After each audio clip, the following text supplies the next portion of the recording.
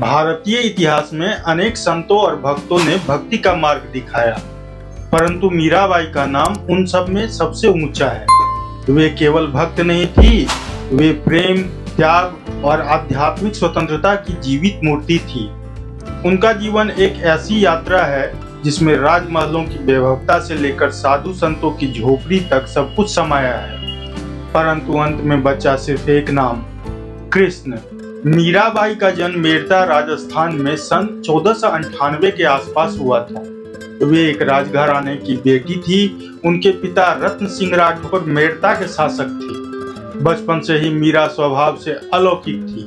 कहते हैं जब मीरा केवल 4-5 वर्ष की थी तो उन्होंने अपनी माँ से पूछा, माँ मेरा दूल्हा कौन होगा?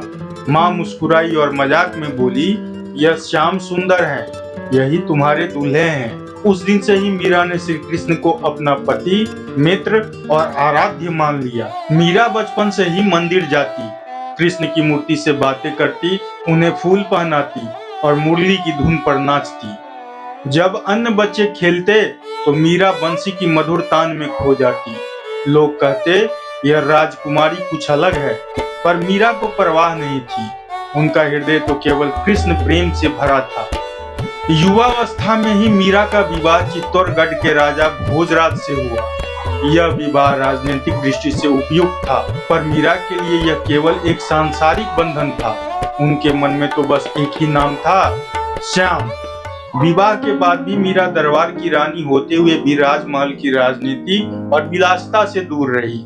वे दिन रात मंदिर में कृष्ण भजन गाती, संतों के साथ संगत करती और गरीबों को दान देती। दरबार के लोग कहते रानी का आचरण एक साध्वी जैसा है, यह राजघराने की गरिमा के विरुद्ध है। पर मीरा कहती राजपाट तो क्षणिक है, मेरा जीवन श्याम के नाम है।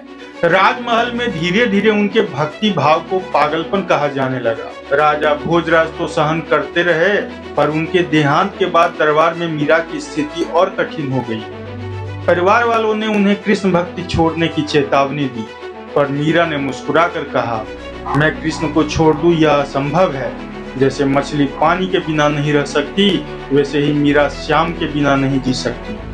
कहा जाता है कि राज परिवार ने उन्हें विष का प्याला दिया। मीरा ने वह प्याला उठाया और कहा, अगर यह विष है तो भी यह कृष्ण का प्रसाद है। चमत्कार हुआ, विष अमृत बन गया। सब लोग स्तब्ध रह गए। इन घटनाओं के बाद मीरा ने महल और संसार दोनों को त्याग दिया। उन्होंने साध्वी का वेश धारण किया और भटकती साधिका बन गई। कंधे पर वीणा, होठों पर कृष्ण का नाम और आंखों में अनंत प्रेम, यही था उनका संसार। वे गांव-गांव जाती, मंदिरों में गाती और लोगों को प्रेम, भक्ति और समानता का संदेश देती।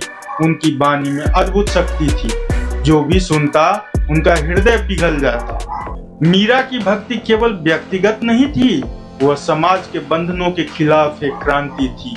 उन्होंने उस युग में स्त्रियों की सीमाओं को तोड़ा, जब स्त्रियों को धर्म और भक्ति में स्वतंत्रता नहीं दी जाती थी। वे कहती, मुझे समाज की परवाह नहीं, मुझे तो बस श्याम की धुन सुननी है। उनकी कविताएं, जो आज मीरा के पद के नाम से प्रसिद्ध है, सीधे हृदय से निकलते हुए शब्द हैं, सादे, सरल और सच्चे।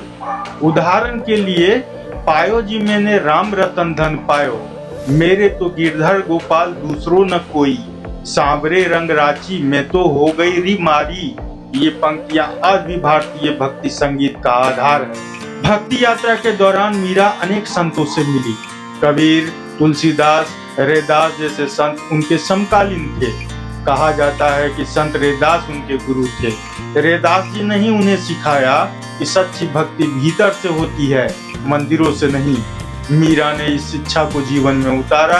वे जाति, धर्म, ऊंच नीच से परे थी। उनके लिए सब समान थे, क्योंकि सब में वही श्याम बसता है।